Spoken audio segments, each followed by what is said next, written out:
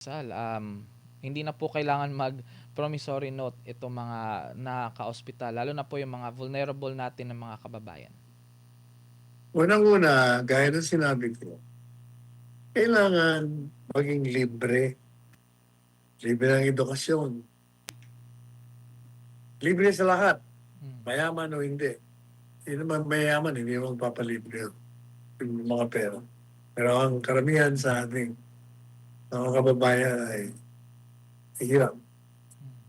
Pangalawa, dapat libre din ang gamot, ospital, at doktor. Yun ang pinaka-basic. Yung dalawang yun ang napakahalaga. Mm. Kailangan ilibre na natin yun. Ano mga promissory note? Libre nga eh. Dapat, Mm. hindi ba sabi ko sa inyo, kung ako ang presidente, kung dideklara ako revolutionary gobyerno, abolish ko Congress, at patutupad natin libre ang yan ba, meron pa, magkano ba ang ating, ano ngayon, magkano ang budget natin, di ba, umabot sa trillion, Trillion, attorney. Mm. 7.5 trillion. Mm. O dapat ang one-third nun, lagay mo sa edukasyon, ng libre lahat. Yung one-third nun, ilagay mo din sa libre ang gamot, hospital, doktor. Kaya-kaya yan. Ninanakaw lang nga eh. Ninanakaw tayo. And yet we are surviving. This country survived despite the plunder of this crooked politician. Mm. Kaya ayusin natin. Ayusin natin ang sistema dito sa ating bansa. Ayan. Sal, nagtakda ang Quezon City Regional Trial Court ng oral arguments sa motion ni VP Sara Duterte na ipagawalang bisa itong grave threats complaint laban sa kanya. Kaugnay ito sa kanyang pahayag nga noong last November 2024 na umano'y grave threat. Samantala, binawi naman ni VP Sara yung kanyang planong 6 days na biyahe sana sa Japan matapos itong aprubahan ng Malacanang, bagamat walang ibinigay na dahilan yung palasyo. Sa kanyang pahayag, kinwestiyon naman ng Vice Presidente yung paglalabas o ng Malacanang ng detalye tungkol sa kanyang travel plans na aniya ay maaaring maglagay sa kanya sa panganib o sa kanyang personal na seguridad, Attorney Sal. Sa tingin niyo po ba, dapat po ba na ipahayag o ipalabas ng Malacanang ang mga travel plans ng ating VP? Kaya Eh hindi na siya natuloy. kung official ang kanyang leave, hindi naman masama na sa ilabas ng Malacanang. Kung personal, dapat hindi nilalabas. Kung personal, ano ba? Ano bang, unang-una, bakit nga ba nag-cancel? Because maybe dahil sa panahon. Mm. Pangalawa, baka ang feeling niya, mas magandang dito siya para makatulong siya sa anumang mga pangyayari na maapektuhan ang ating mga kababayan. Mm. Lalo pati yung ibang nako, yung nakarang araw nga may naghahanap sa kanya ng mga mambabatas. Pero anyway, Attorney Sal, balikan lang po natin yung issue pa rin po sa impeachment kasi nung 16th day ng impeachment trial, may napansin po yung mga netizen, lalo na yung mga kritiko dahil after nun, hiniling ng mga prosecutor or House prosecutor na personal na dumalo ang mga senator judge sa impeachment trial upang masuri nila mismo yung kilos, reaksyon, yung paraan ng pagsagot ng mga testigo. Ayon sa prosecution, mahalaga daw yung personal na pag-obserba sa demeanor ng mga testigo sa pagdedesisyon kung mapapatunayan yung mga aligasyon. Ito nga nung ika-16 day, Attorney Sal, muling tumestigo si dating OVP Special Disbursing or nagtestigo si dating Special Disbursing Officer Gina Acosta at sinabi niya na siya yung nag-utos na ibigay nga itong 125 million pesos na confidential funds. Pero nga, yun nga, nag-post din si Senator Robin Padilla ng kanyang mga photos online or sa kanyang social media page na nakamonitor sila sa impeachment trial pero nasa ano sila, parang nasa kanilang opisina ata, Attorney Sal. At ito nga yung nabanggit nga ng House Prosecution Team na kung pwede daw ay personal at hindi daw via sa live stream. Ano pong inyong reaction dito, Attorney? Ano namang diferensya kung hindi sa live? Nakikita. Kagaya po, Nung ako'y malilate, nanood na lang ako. O di ka din, makikita mo rin naman ang reaction eh. Ang mahalaga, nanonood sila. Ayan. Well, ito'y parang kahalintulad din sa nangyari nung nakaraang buwan doon sa nga may Tacloban nga kung saan ilang estudyante din yung syempre nagpanic, natakot. At ito nga ang insidente ito, Attorney Sal, kahapon lang to nangyari during nga din po sa ating programa afternoon.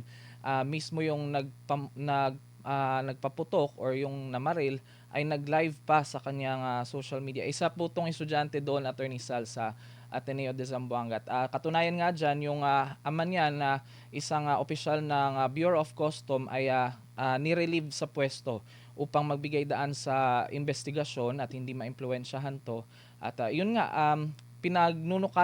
panukala nga po ng mga senador, mga mambabatas na ipagbawal na po yung paggamit ng social media, lalo na sa mga kabataan ngayon, Attorney Sal. Ano pong inyong komento dito? Unang-una, ilang taon ba yung namaril? Ano bang Ah, grado? Anong high school? Anong year? Nasa grade 9 po, Attorney Sal. So Kasi most ibig sabihin mga ilang taon yun. most likely grade 9. Kung sa 10 year pa doon ng high school, nasa ano siya? Mga third year high school, mga siguro nasa 14 or 14. 15 years old, Attorney.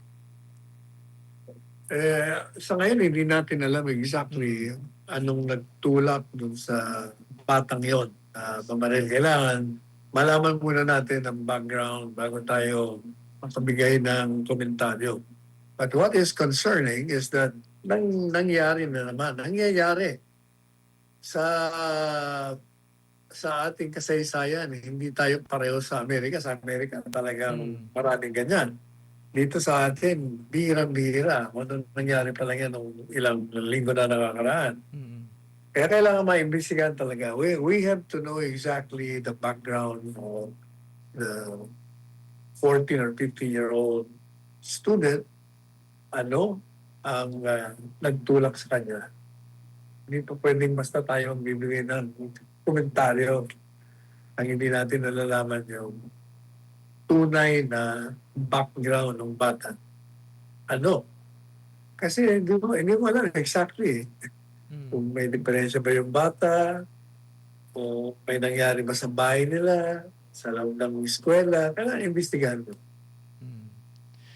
Pero po yung panukala na ipagbawal sa mga minor, Attorney Sal, yung paggamit mismo ng social media, sang-ayon po ba kayo doon na hindi maka-access yung mga kabataan ngayon? Kasi, Paano mo nga, paano mo, paano pagbabawal yun? Kahit pagbawal mo yun, is there a way of making these people not use their phones? Paano mo makipagbabawal yun kung may mga telepono yan? Kahit nga walang telepono, nandiyan ang telepono ng mga magulang, mga kapatid. Mahirap. Kailangan malaman muna natin mm, kung ano ang nangyari. yes. Sal, hindi na po kailangan mag-promissory note itong mga naka-ospital, lalo na po yung mga vulnerable natin ng mga kababayan. Unang-una, gaya ng sinabi ko, kailangan maging libre. Libre ng edukasyon. Libre sa lahat. Mm. Mayaman o hindi. Hindi naman mayaman, hindi naman papalibre yung mga pera. Pero ang karamihan sa ating mga kababayan ay hirap.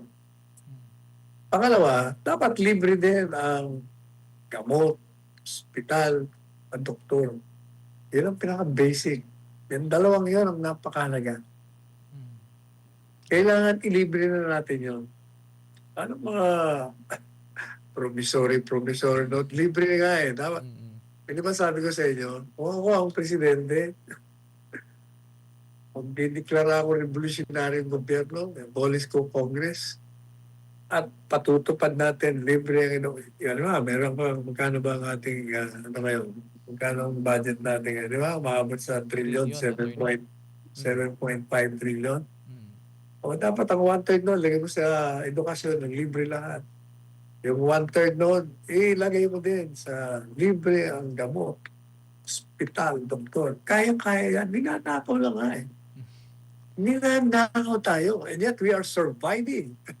This country survived despite the plunder of this crooked politician.